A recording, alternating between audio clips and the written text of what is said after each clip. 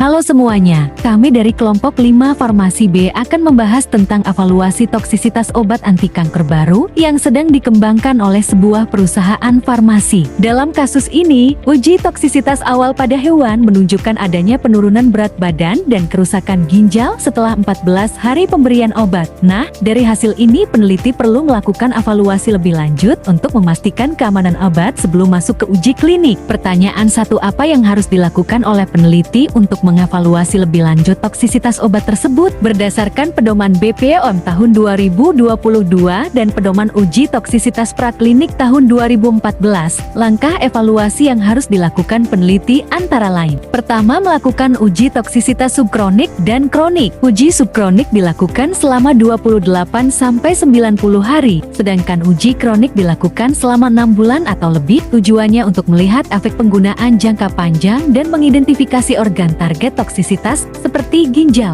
Kedua, melakukan pemeriksaan biokimia dan histopatologi. Pemeriksaan ureum, kreatinin, dan enzim hati membantu memastikan adanya gangguan fungsi organ. Sedangkan pemeriksaan jaringan mikroskopik memastikan jenis dan tingkat kerusakan organ. Ketiga, menentukan nilai NOAEL atau nomor Observed Adverse Effect Level. Nilai ini menjadi dasar untuk perhitungan dosis awal aman bagi manusia. Keempat, melakukan uji lanjutan lain seperti toksisitas reproduksi, genotoksisitas, dan karsinogenisitas. Hal ini penting karena obat anti kanker berpotensi memengaruhi DNA dan sel germinal. Kelima, mengajukan PPUPK persetujuan pelaksanaan uji praklinik kepada BPOM sebelum pelaksanaan uji lanjutan. Berdasarkan pedoman uji toksisitas praklinik secara in vivo BPOM 2014, langkah-langkah ini wajib dilakukan sebelum obat diuji secara klinik. Pertanyaan 2, apa yang dimaksud dengan NOAEL dan bagaimana menentukan dosis awal yang aman untuk uji klinik? NOAEL adalah dosis tertinggi dari suatu zat yang tidak menimbulkan efek toksik yang dapat diamati secara biologis atau statistik pada hewan uji. Nilai NOAEL ini digunakan untuk menentukan dosis awal yang aman bagi manusia dengan cara mengubahnya menjadi human equivalent dose HED.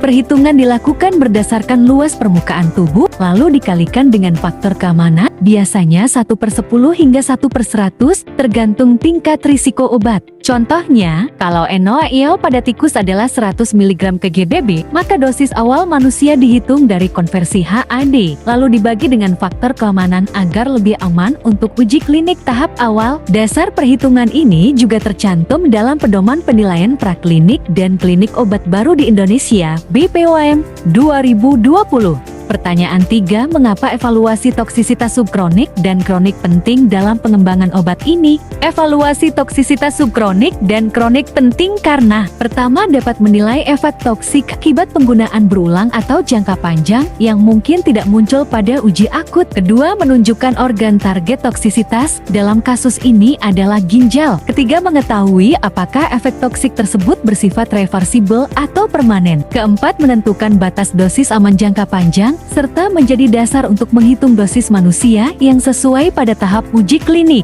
Menurut BPOM 2014, data toksisitas subkronik dan kronik wajib disertakan untuk memastikan keamanan sebelum izin uji klinik diberikan. Kesimpulannya, evaluasi toksisitas adalah tahapan krusial dalam pengembangan obat baru, khususnya obat anti kanker yang memiliki potensi toksik tinggi. Dengan uji subkronik dan kronik, peneliti bisa memastikan bahwa obat tersebut aman, efektif, dan layak untuk dilanjutkan ke tahap uji klinik. Sekian penjelasan dari kami. Semoga bermanfaat. Terima kasih.